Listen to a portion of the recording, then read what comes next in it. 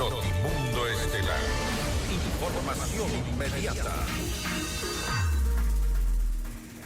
Y hasta el 10 de febrero las fronteras permanecerán cerradas y los puertos militarizados en cumplimiento con la disposición del presidente Daniel Noboa.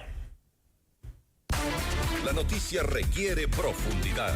En Notimundo están los protagonistas de la noticia.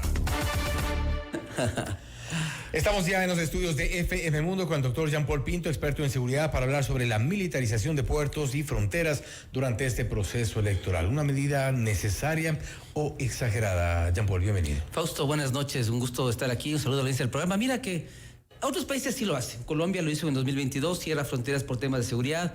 Venezuela también lo hizo hace poco, ¿no es cierto?, en sus elecciones, para evitar el ingreso de opositores, de gente que quería votar. Entonces yo te diría que por momentos puede sonar un poco a una praxis, ¿no? Hay países que lo hacen, pero creo que el gran problema es que cuando tomamos decisiones en el Ecuador lo hacemos un poco en el calor del momento, con un poco de impulsividad, y no analizamos un poco las consecuencias en diversos sectores de la economía, el turismo, el traspaso de mercaderías. Entonces yo te diría ¿No está que grave esto para 2 días?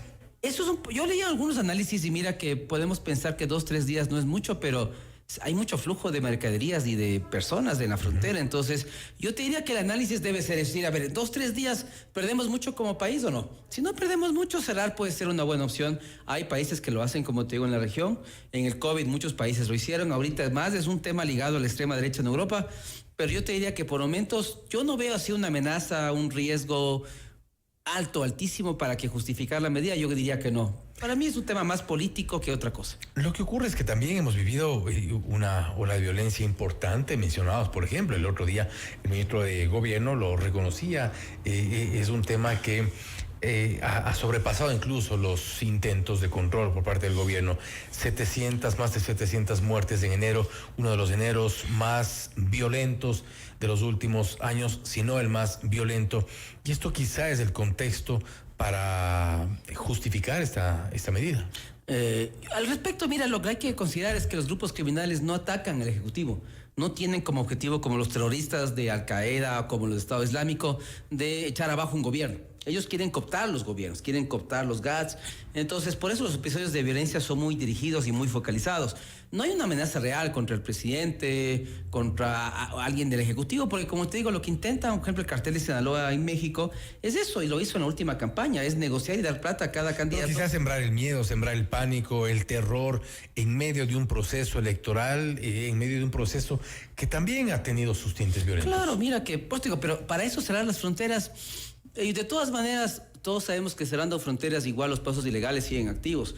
No tenemos un control absoluto de toda la frontera que tenemos, hay muchos pasos ilegales. Entonces, por eso decía yo que para mí es una medida más política, porque de todas maneras, a pesar de blindar, entre comillas, las fronteras, lo que se blinda es la parte legal. La parte legal, los pasos un poco ilegales, las fronteras permeables siguen existiendo, es decir, por ahí pasa la droga, bajan las armas. Entonces, yo te diría que por eso es un anuncio más político que un anuncio realmente técnico, ¿no? Más un mensaje que pretende calar un poco con esta dar un poco de percepción de seguridad. Exacto, dar una aparente tranquilidad, pero como te digo, las operaciones criminales, ilegales, seguirán su curso. El negocio no para porque la demanda en los países ricos tampoco se detiene, entonces la mercadería debe llegar donde tiene que llegar. Y eso se hará, esté o no militarizado el puerto, esté o no será la frontera, el negocio debe seguir. 2023 fue un año sin duda distinto, lamentable por lo ocurrido con el asesinato de Fernando Villavicencio, y esto quizá también nos lleva a pensar que un proceso electoral es un momento quizá donde puedan atacar ciertos grupos, no necesariamente como una amenaza al Ejecutivo, pero hay población en riesgo, hay candidatos en riesgo, todos los candidatos han reclamado por seguridad, por ejemplo. Claro, pero no todos en el discurso de los planes de gobierno tienen un ataque frontal a la criminalidad. Son pocos, te diría yo. 1 o 2 candidatos tomaron eso como su leitmotiv de campaña, ¿no? Entonces no veía realmente que hay amenazas muy graves contra un candidato específico, porque no eran frontales como Villavicencio lo fue. Es decir, él sabe a lo que se metía, jugó con fuego, y finalmente para mí eso fue un asesinato entre político, Estado y grupos criminales. Y de una complejidad como la de Colosio en México cuando el PRI estaba en el poder allá. Entonces yo te diría que desde mi punto de vista no debía por qué repetirse lo de Villavicencio. Ningún candidato tenía el nivel de riesgo de Villavicencio. Por ejemplo, hubiera sido distinto que Zurita vuelva a la palestra. Él sí tiene un nivel de riesgo de más del 90%, entonces se justificaba un dispositivo de seguridad muy fuerte, pero salvo que uno que otro candidato, yo no veía que realmente alguien estaba en riesgo de ser asesinado. Y mira que cerraron sus mitines en zonas muy complejas, algunos en Esmeraldas, otros en Guayaquil, en zonas muy violentas, pero sin ninguna novedad, o sea, nunca se reportó nada. Más bien cuando Noboa hizo la campaña hace 2 años, pasó cerca de un lugar donde había un enfrentamiento, pero eso fue porque es difícil a veces transitar en el Ecuador y que no pase algo, sobre todo cuando estás en Puerto Viejo, estás en Esmeraldas, estás en Durán, en Guayaquil. Es difícil que no veas un secuestro, un sicariato. Eso se vuelve ya parte del paisaje común. Cuando hemos ya entrado en un proceso de silencio electoral, previo ya a pocas horas quizá de iniciar el proceso, las elecciones del 2025, hemos pasado quizá el pico más alto del posible riesgo de esta alerta, de esta amenaza, de estas posibles incidencias. Mira que bueno, lo que ahora evidentemente ya vamos a reducir el número de amenazas porque el número de candidatos va a bajar a 2. Si es que hay segunda vuelta, baja a 2. Y el resto de candidatos ya no están en la palestra y no son considerados objetivos militares en ningún grupo criminal en el Ecuador.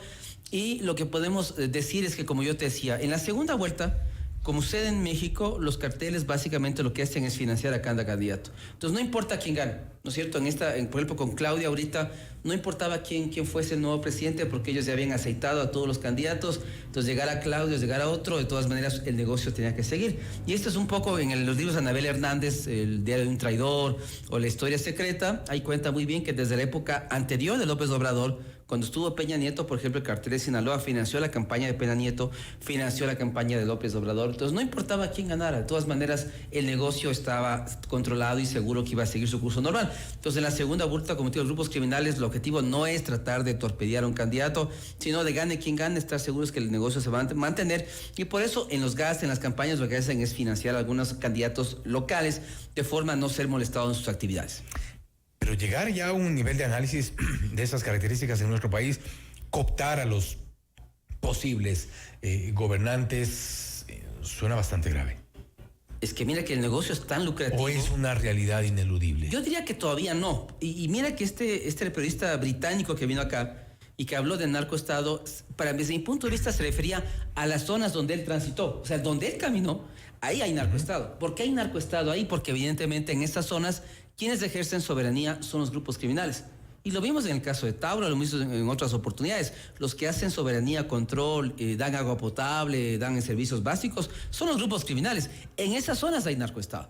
Pero todavía el Ecuador no está porque le falta ese peldaño que hay en México, donde los grupos criminales ya financian campañas de candidatos a la presidencia y se reúnen con candidatos a la presidencia y les entregan dinero en efectivo, como fue el caso de López Obrador. Ahí ya llegaremos a un narcoestado, pero yo te diría que nosotros estamos en el peldaño anterior. Todavía no creo que hayan llegado hasta más arriba, pero para mí es cuestión de tiempo. O sea, el narcotráfico es tan rentable como actividad que para ellos, ¿no es cierto? Mira, un cartel puede ganar al mes fácilmente $100 millones. Para ellos, de coimas, dar unos 10 millones no es nada.